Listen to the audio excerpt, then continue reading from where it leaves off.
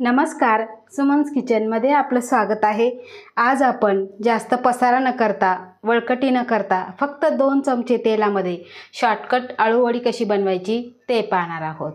तर रेसिपीला सुरुवात करण्याआधी तुम्हाला एक निवेदन आहे, अजूनपर्यंत तुम्ही माझ्या चॅनलला सबस्क्राइब केलं नसेल तर सबस्क्राइब जरूर करा आणि हो, रेसिपी आवडली तर एक लाईक नक्की करा।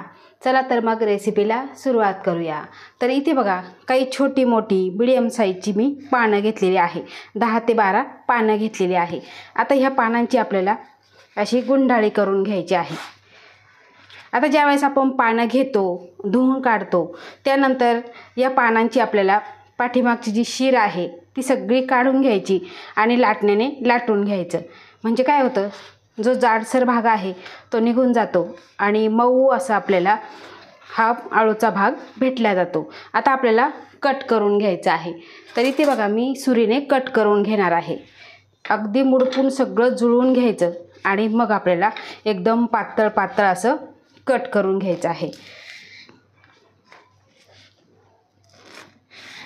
अगदी जास्त पसारा करायचा नाही किंवा आपल्याला रोलसुद्धा बनवायचा नाही। आता नेहमी कसं आपण पानांना पीठ लावतो, उलटसुलट दिशेने ठेवतो आणि त्याचे रोल बनवून घेतो, वळकटी बनवून घेतो। आपल्याला ते आज काही करायचं नाही। अगदी सोप्या पद्धतीने तुम्हाला मी आळूची वडी कशी करायची ते दाखवणार आहे।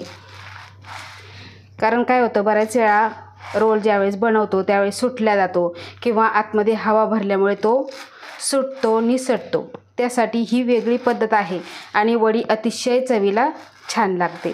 आता यामध्ये आपण खास एक पदार्थ घालणार आहे, त्यामुळे आपली वडीसुद्धा ही अतिशय चविष्ट होते। तर बघा, अशा पद्धतीने आपण ही पानं कट करून घेतलेली आहे। ह्याच पद्धतीने आपण सगळी पानं कट करून घेऊ। तर इथे मी सगळी पाने कट करून घेतलेली आहे। आता आपल्याला वाटण तयार करायचं आहे। त्यासाठी इथे मी मिक्सरचं भांडं घेतलेलं आहे आणि त्यामध्ये आपल्याला हिरवी मिरची घालून घ्यायची आहे। इथे 7 ते 8 हिरवी मिरची आणि 10-12 लसूण पाकळ्या। आता तुम्ही तिखट तुमच्या आवडीप्रमाणे मिरच्या घ्यायच्या आहे आणि त्यानंतर आपल्याला सिक्रेट पदार्थ म्हणजे इथे मी लोणच्याचा खार घेतलेला आहे। आता लोणच्याचा खार जर तुमच्याकडे नसेल तर तुम्ही यामध्ये लिंबू आणि साखर घालायची आहे। आता ते नसेल तर तुम्ही चिंचगुळाची चटणीसुद्धा घालू शकता। आता यामध्ये आपल्याला अगदी थोडंसं पाणी घालायचं आणि बारीक असं वाटून घ्यायचं आहे। तर अशा पद्धतीने आपण बारीक हे वाटण तयार करून घेतलेलं आहे। तर इथे आपण कट केलेली पाने मोठ्या भांड्यामध्ये मी काढून घेतलेली आहे आणि त्यामध्ये आपल्याला जे आपण वाटण केलेलं ते वाटण सगळं यामध्ये आपल्याला घालायचं आहे। असं वाटण जर केलं ना तर वडीसुद्धा अतिशय चवीला वेगळी लागते। घरातली मंडळीसुद्धा विचारतील यामध्ये काय टाकलं आहे। आता हे वाटण टाकल्यानंतर यामध्ये घालायचं आहे आपल्याला पाव चमचा हळद, त्यानंतर 1 चमचा इथे मी धण्याची पावडर घेतलेली आहे, त्यानंतर पाव चमचा गरम मसाला,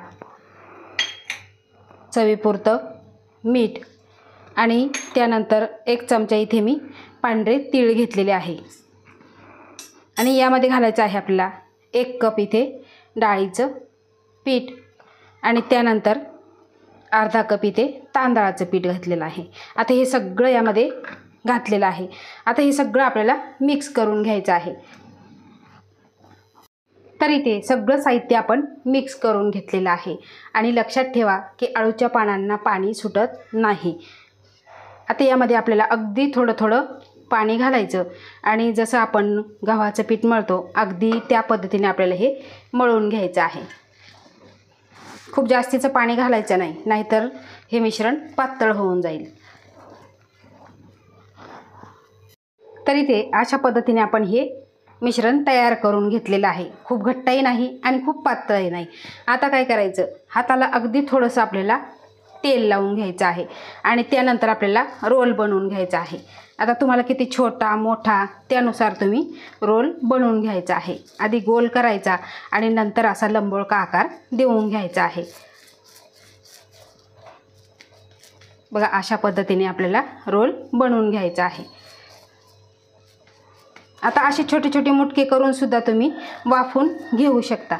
तर बघा, आपला इथे रोल तयार झालेला आहे आणि मी चाळणीला इथे तेल लावून घेतलेलं आहे आणि त्यामध्ये आपल्याला हा रोल ठेवून घ्यायचा आहे. असेच रोल आपण बनवून घेऊ. तर अशा पद्धतीने आपण तीनही रोल बनवून घेतले आणि चाळणीमध्ये ठेवून घेतलेले आहे. आता हे आपल्याला वाफवून घ्यायचे आहे.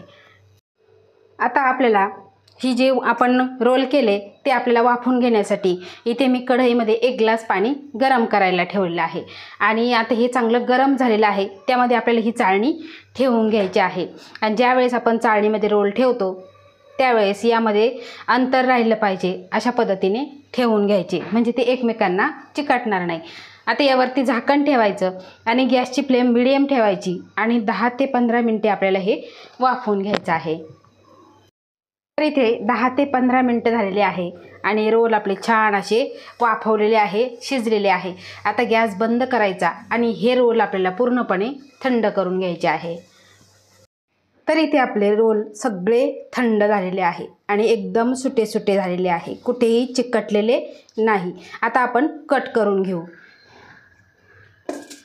आता तुम्हाला किती पातळ कट करायचं, जाड कट करायचं त्यानुसार तुम्ही कट करायचं आहे.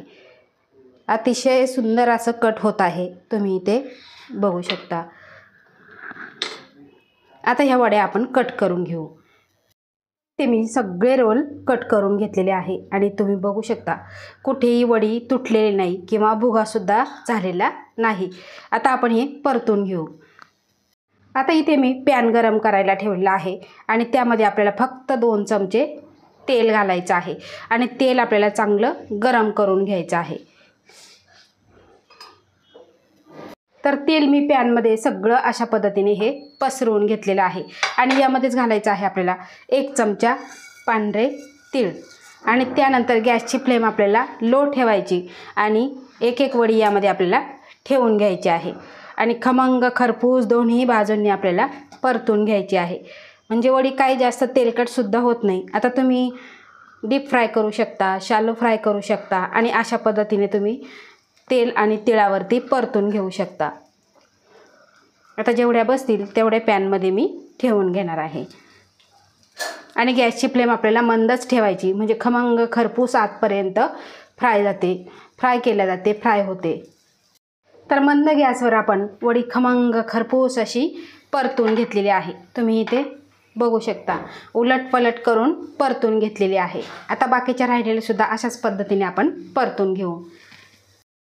तर इथे आपल्या खमंग खरपूस अशा वड्या सगळ्या तळून खाण्यासाठी तयार झालेल्या आहे. तुम्ही इथे बघू शकता अतिशय सुंदर असा कलर आलेला आहे आणि आपण फक्त 2 चमचे तेलामध्येच परतून घेतलेले आहे.